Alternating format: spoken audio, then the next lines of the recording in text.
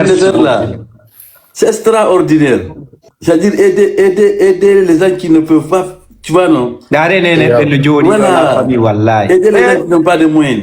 No yormi ko billahi dengri la ayo don billahi min ganjo ngaddalan tun image o don to min ma min way dal bi dogor ko la famille mo dare ndu buuti ko de buuti fu ayes ko no buuti dare 1000 euros 10 millions francs guiné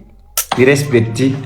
non 1000 dollars ko 8 millions. Dans les commentaires on écrit merci Big Money, merci Big Money. Voilà, on faut pas de merci Big Money wado ka merci Dr Black les gars parce que piki ngala ko ala sa ouais merci à vous, merci à vous beaucoup équipe poni on bon merci à vous Dr Black ouais grand menen ko angol ndir me Big Money ko amme weltani grand billahi ko amme weltani billahi bene kan ça veut dire de weltani parce que fi on ko amme ndir mo billahi ko don idée ji do ko parce que jamano suti ko jokka réseau ji ko donc si on hibidi idée ji do ouais vraiment c'est quelque chose à saluer. Est-ce que do andi itiri ande ji do no itude ni no alla tu ngandiru no voilà tu vois Allah ta'ala on aduna Allah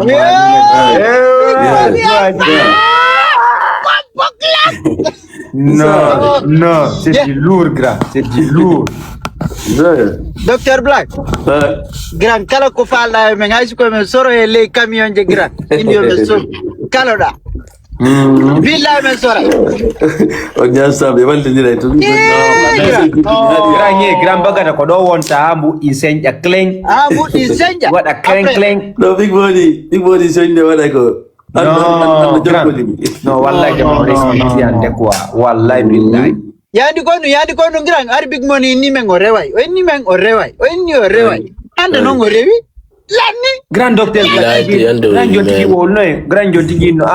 orewe ko live moye ore ko live awande we utika ningon do mi watande kan nan moni men o yewti mi watande gaddo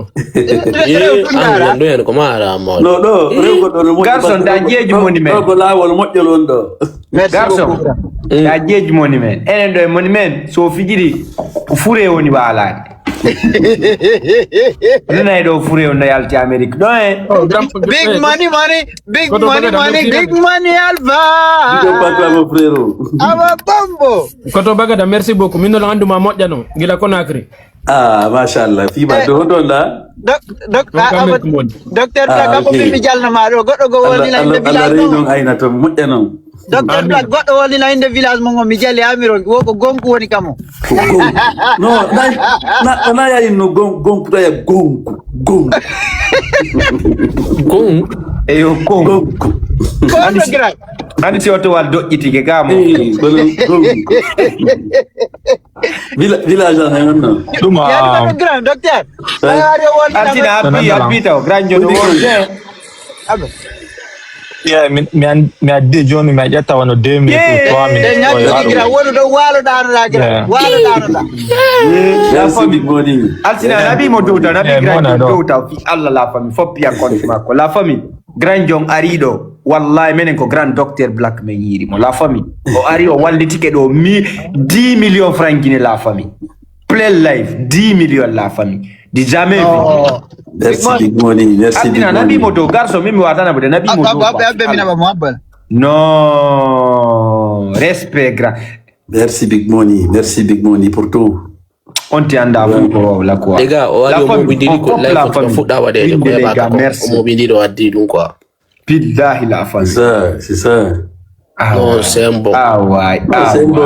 c'est bon Big Money non merci beaucoup biro eno do ozen o granjo do o ari o walli acce non do wona do ton fi Allah ya ko do mo changé abo changé abo nene be weltano grand Big Money ko e fop wali biro eno do granjo jarama albarka lawdi joddi aljanna la be dambe jawdi mabbe ninge fere mabbe ninge dina mabbe ko hunana be bobo mabbe be wada barke reno ngayno den masibo jehalo to di hakkunde leydi kam dan kala no da ngon joddi aljanna barka la yo bangon ko bure mo ko bure towde no da ngon joddi aljanna barka en tike buy wana se amina ya rabbi barakallah amin no grand thank you so much wallahi thank you forever wallahi thank you No. Merci on ti ala ko la billahi. Im su ko de ta paka men. On ti anda ko mi wota do emotion. Allah joddi suka mongo cellal. Amina. Big money, big money, Alva. No, c'est Boy, mama kubure mo weltike buy wona seede nani. Nada ngon joddi Allah aljanna Allah reno ay na danda masibo jaylo to di hakkunde leydi kam danda kala juddo. Habe biron. Ne bi ko nawni ne. Nebi. explica ne seeda on no wayri parce adi nane ko dum me joni ay ka ay no do bay berno joni explica non be No, ngam why speak de seeda film.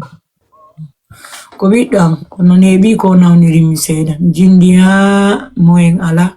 mi yahi ɗo Conakry ɓe innilan wonde ko tinisima Maroc ɓa ko ɓooƴe ɗen boni gotol woko gotol waɗi erreur tawi joni mi yahi ton o ton haray ɓe wawi sansande mo gotol ngol ma ɓe itta o gollira gotol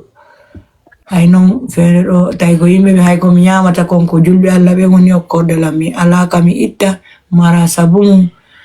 barki Allah e on duwaji mawɓe amɓe e onon julɓe Allah ɓe mi woni e muɗum miɗo ƴetti hoore am min e ɓiɗɗa on tumbi watte soke mo walla on Allah wallito ɗolla yandi fi Allah e fiwtan nabi miɗo weltani Allah weltani on kadi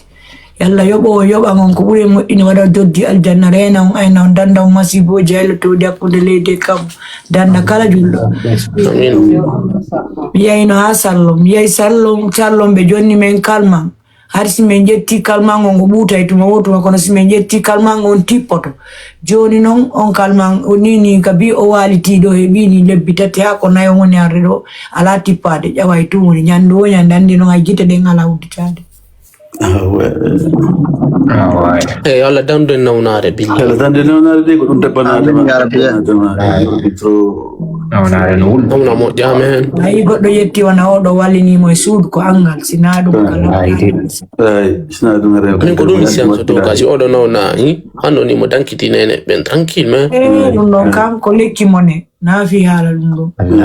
o wawi sinani ko rendum teŋi kon kadi hay ko koyɗen e yeeso mum fendu ka hewata ko ɗum o ƴettata o yaha o ɗaɓɓana ko min ñaama o adda no mba joni rendum teŋi hay walagol koyo ɓaaro o wata walade nanɗo fof no hiiɗi dande soko wara wata e fofude o yi yeeso ngon no wayi non ko non ko ɗum ɓe inta ko woni leydi ɗo fo hay kay ɓiɗɗo sina nene la non sina nene fop hay kay tu wata won gota ko maɗo. enen ɗo ay goto yiɗa ɗo goɗɗo hay goto ta goɗɗo sikkuɗo no goɗɗo no yiɗa goto yiɗa kado ko nene ma tu watama yiɗude point billahi wallahi fop hay kay ɓiɗɗo mum ɓiɗɗo hay hara ko woni tigi yewmen $1 million jonnaɓe ɗo noon fi suuma e nan jeli moni men